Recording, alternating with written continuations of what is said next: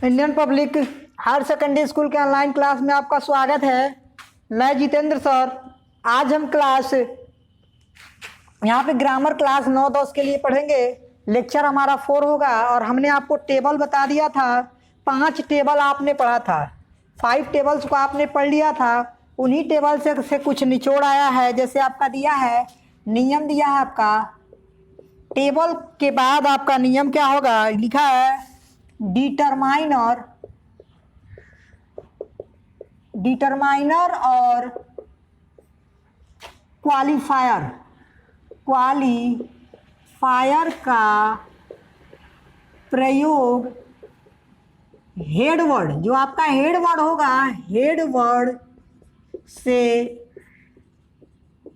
पहले होता है।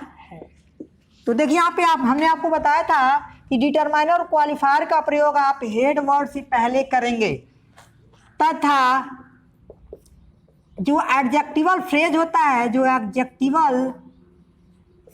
है, आपका एडजेक्टिवल फ्रेज को हेड वर्ड के बाद लिखेंगे। ये रहा आपका। तो हमने बताया था, देखिए यहाँ पे हेड वर्ड के बाद तुरंत आपका प्रेडिकेट पार्ट शुरू हो जाता है। लेकिन हेड वर्ड में अगर एडजेक्टिवल फ्रेज आया है तो एडजेक्टिवल फ्रेज को हम हेड वर्ड के बाद लिखेंगे। अर्थात अगर हमें सब्जेक्ट और प्रेडिकेट को अलग करना है तो जहां से हमारा वर्ब शुरू होता है, वर्ब को लेकर जो दाएं तरह का भाग होता है वो प्रेडिकेट होता है।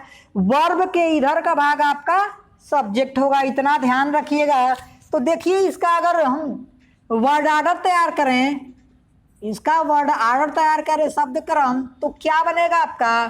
पहले आपका होगा डिटरमाइनर प्लस आपका होगा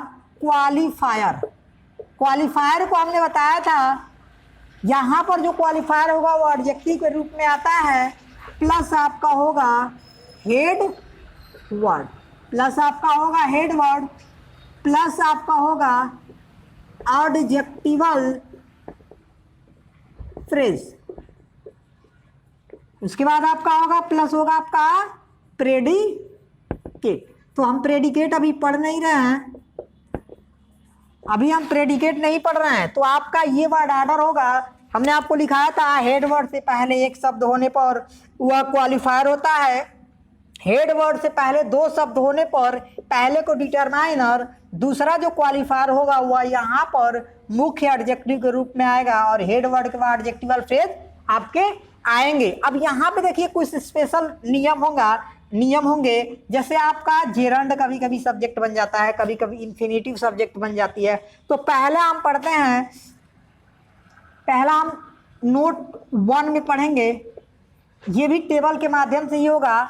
उसी में 4 टेबल हमने पढ़ा था, 4 टेबल 5वें टेबल में होगा। तो नोट 1 के रूप में पहले लिख लेते हैं। यहाँ पे दिया है जेरंड शब्द जो है, जेरंड शब्द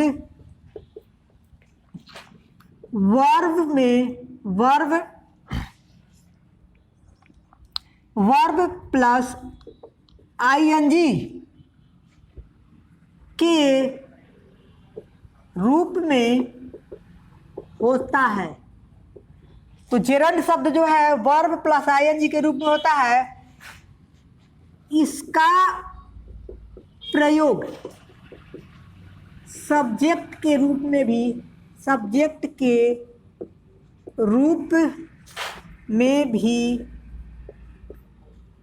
किया जाता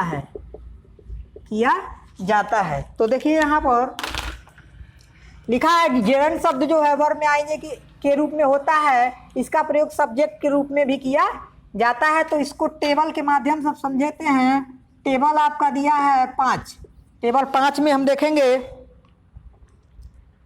तो क्या होगा आपका। यहाँ पे हम बनाएंगे, आपका होगा यहाँ पे सब्जेक्ट, यहाँ पे आपका होगा सब्जेक्ट, और सब्जेक्ट किस रूप में होगा, यहाँ पे लिखेंगे जेरंड के रूप में होगा, सब्जेक्ट आपका किस में होगा, जेरंड के रूप में होगा, और यहां पर आपका होगा प्रेडिकेट। जैसे आपका दिया है यहाँ पे वॉकिंग, वॉकिंग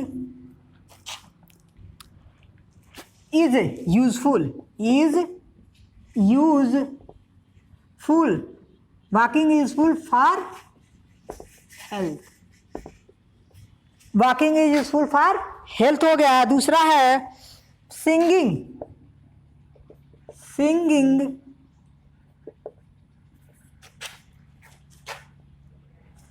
सिंगिंग हो गया आपका, सिंगिंग दिया है, सिंगिंग प्लीज जज मी, प्लीज जज मी, हमें खुश करता है। अगला दिया है स्मोकिंग, अगला आपका दिया smoking is harmful, smoking is harmful. अगला दिया है working keeps, working keeps us healthy, working keeps us healthy. यहां पर देखिए, तो यहां पे वॉकिंग जो है आप देख सकते हैं वर्ब प्लस आईएनजी के रूप में है, यहां पर भी आप देखेंगे वर्ब प्लस आईएनजी के रूप में है, और यहां पर देखिए वर्ब भी है, यहां पर भी वर्ब प्लस आईएनजी के रूप में है, यहां पर भी वर्ब प्लस आईएनजी के रूप में। तो हमने कहा क्या कि जहां से हमारा वर्ब शुरू होगा वो प्रेडिकेट का पार्ट होगा, वो आपका प्रेडिकेट का पार्ट होगा।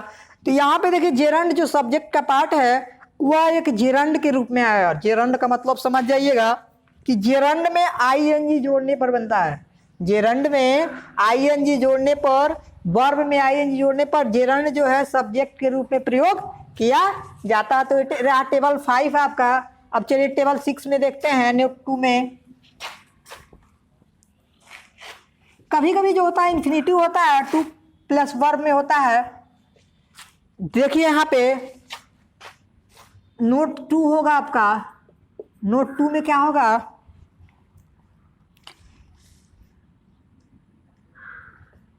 कभी कभी इन्फिनिटिव को भी सब्जेक्ट के रूप में प्रयोग किया जाता है। तो क्या किया है, कह रहा है कभी कभी इन्फिनिटिव को भी सब्जेक्ट रूप में प्रयोग किया जाता है। इन्फिनिटिव जो है, इन्फिनिटिव लिखेंगे, इन्फिनिटिव किसी भी वर्ब से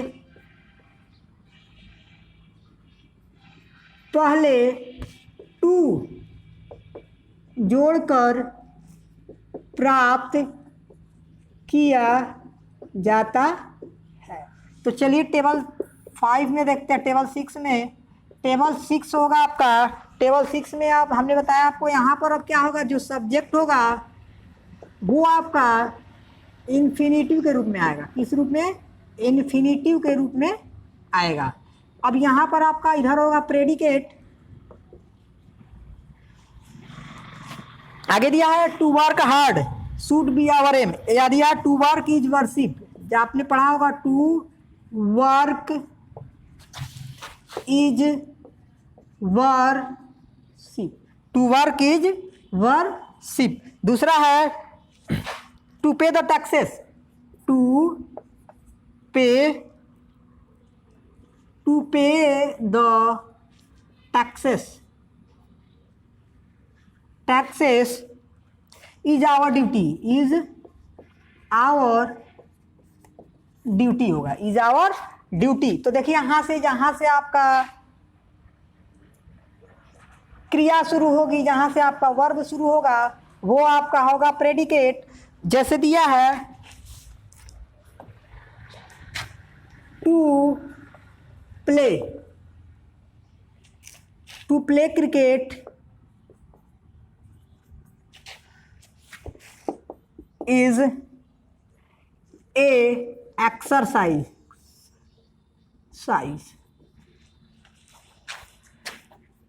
to abuse is a bad habit। तो क्या लिखा है? टू अब्यूज यानी गाली देना इज ए बैड हैबिट, एक बुरी आदत है। टू वर्क इज वर्शिप, कर्म ही पूजा है। टू पे द टैक्सेस यानी कर को देना इज आवर ड्यूटी, हमारा कर्तव्य है। टू प्ले क्रिकेट, कह रहा है टू प्ले क्रिकेट, क्रिकेट खेलना इज एक्सरसाइज, ये क्या है? एक व्यायाम है। To abuse is a bad habit, गाली देना एक बुरी आदत है। तो ये रहा आपका। यहाँ से देखिए, यहाँ नोट 2 में कभी कभी इन्फिनेटिव को भी सब्जेक्ट के रूप में प्रयोग किया जाता है। इन्फिनेटिव, जो इन्फिनेटिव बनता है,